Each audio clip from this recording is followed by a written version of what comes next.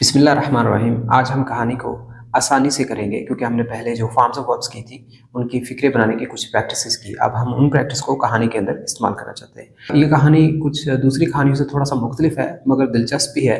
इस कहानी को मुकम्मल नतीजा ख़ेज़ तो नहीं लेकिन अलबत्ता कुछ फ़िक्रों को चेंज कर के हम फ़िक्रें चेंज करते जाएँगे। फॉर एग्ज़ाम्पल एक आदमी जा रहा था, अ मैन वाज़ गोइंग। एक आदमी सड़क के किनारे पे जा रहा था, a man was going on the road side. एक आदमी जा रहा था, अ मैन वॉज गोइंग। अब हम इस फिक्रे को थोड़ा सा और चेंज करके देखते हैं। एक आदमी सड़क पर जा रहा था, अ man was going on the road. एक आदमी सड़क के किनारे पर चल रहा था, अ man was going on the side of the road. मतलब आपने गौर किया होगा कि हर फिक्रे में अ man was going, a man was going शुरू में आता है, फिर वो जहाँ जा रहा है, जिस अंदाज में जा रहा है वो उसको हम इस्तेमाल करते हैं। So a man was going on the side of the road मतलब सड़क के किनारे। साइड ऑफ द रोड सड़क के किनारे को भी कहते हैं। On the edge of the road, on the bank of the road भी सड़क के किनारे को कहते हैं। मतलब हम इन फिक्रों को इस तरह से कह सकते हैं। A man was going on the edge of the road, a man was moving on the side of the road, a man was walking on the bank of the road. एक आदमी सड़क पर चल रहा था या जा रहा था, अ man was going on the road. एक आदमी छत पर जा रहा था, अ मैन वाज गोइंग अपस्टेयर्स। अब छत पे जाना, छत को हम अपस्टेयर्स बोलते हैं, ऊपर जा रहा था, मैन वाज गोइंग अपस्टेयर्स। सबसे आसान और मौसर फिक्रा इसका यही है कि अपस्टेयर्स बोला करें। कुछ लोग कहते हैं man was going on the roof, a man was going on the top of the house, a man was going on the above of the house. इनकी बजाय आप ये बोलें, अ man was going on the top, a man was going upstairs. एक आदमी जल्दी जल्दी जा रहा था, अ मैन वाज गोइंग क्विकली। एक आदमी छुप छुप कर जा रहा था। अब छुप छुप कर जाना, सीक्रेटली जाना, तो हम इसको स्नीकिंग बोलेंगे। मतलब sneakingly, a man was going sneakingly. Sneakingly means that I act that nobody could notice. ऐसा एक्शन जो आप करें कि कोई नोटिस ना कर सके, मतलब छुप के करना, स्टेल्थली करना। आप स्टेल्थली का मतलब होता है छुप के, चोरी छुपे, सीक्रेटली, नोटिस में ना ला सके। सो हम बोलेंगे a man was going sneakingly, a man was going stealthily. Sneak out का वैसे भी एक एक्शन होता है जिसका मतलब होता है कि चोरी छुपे, बिना किसी को नोटिफाई किए, नोटिस दिए हम कुछ करते हैं, तो वो स्नीकिंग हो जाता है। मसलन कोई छुप के आपका पीछा कर रहा तो ही sneaking you out. So a man was going sneakingly. एक आदमी छुप छुप के जा रहा था। एक आदमी गाड़ी पर जा रहा था, अ man was going on a car, on a vehicle. वो रुक गया, वो रुक गया, ही स्टॉप्ड, ही स्टेड। उसको रुकना पड़ गया, he had to stay, he had to stop। उसको किसी चीज ने रोक लिया, something stopped him। वो अचानक रुका तो he stopped suddenly, he stopped at once। उसके कदम किसी चीज ने रोक लिए, उसके कदम किसी चीज ने रोक लिए, something stopped him। हमें ये नहीं कहना कि his steps stop या his steps stopped by something, no, very simple, very proper way to say it कि उसके कदम किसी ने रोक लिए, something stopped him। उसने देखा, he saw, he looked।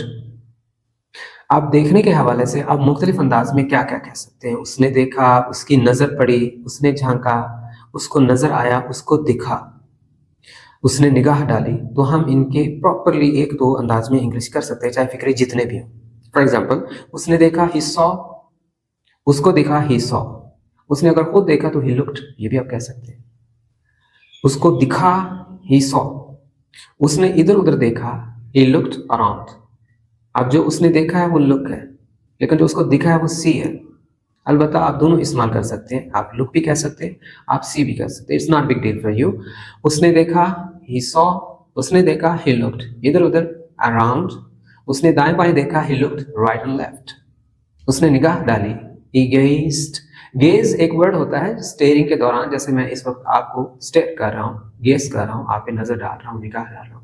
Gauge मतलब नजर डालना। ही गेज्ड, उसने निगाह डाली, उसने देखा। उसने खिड़की से बाहर झांका। किसी, अगर आप खिड़की से बाहर झांकते हैं या किसी इनक्लोज्ड प्लेस से बाहर देखते हैं, सीक्रेटली देखते हैं या खिड़की से देखते हैं, तो उसको पीक आउट कहते हैं। सो ही पीक्ड आउट, खिड़की से, फ्रॉम अ विंडो। उसने दाएं बाएं देखा, he looked left and right. उसको नजर आया, ही सॉ। उसको वाज़ेह हुआ, ही गॉट क्लियर्ड। उसको दिखा, ही सॉ। उसे एक दरख्त नजर आया, he saw a tree। उसको एक कुत्ता नजर आया, he saw a dog। उसकी नजर एक दरख्त पर पड़ी, he saw a tree। उसे गुस्सा आया, he got angry। उसे बुरा लगा, he got angry, he didn't like it। अब आप बुरा मान जाना मतलब वो बुरा मान गया, he felt very bad, उसको गुस्सा आ गया, he got angry। एंग्री एक वर्ब नहीं है, इसके लिए हमें बहुत सी ऐसी एक्शंस होते हैं, फीलिंग्स होती हैं जो अगर आप में हो जाए, गुस्सा हो गया, परेशान हो गया, उदास हो गया, मायूस हो गया, उसके लिए आपको गेट का इस्तेमाल करना पड़ेगा। मसलन उसे गुस्सा आ गया, he got angry, वो मायूस हो गया, he got disappointed, वो उदास हो गया, he got sad, वो परेशान हो गया, he got worried।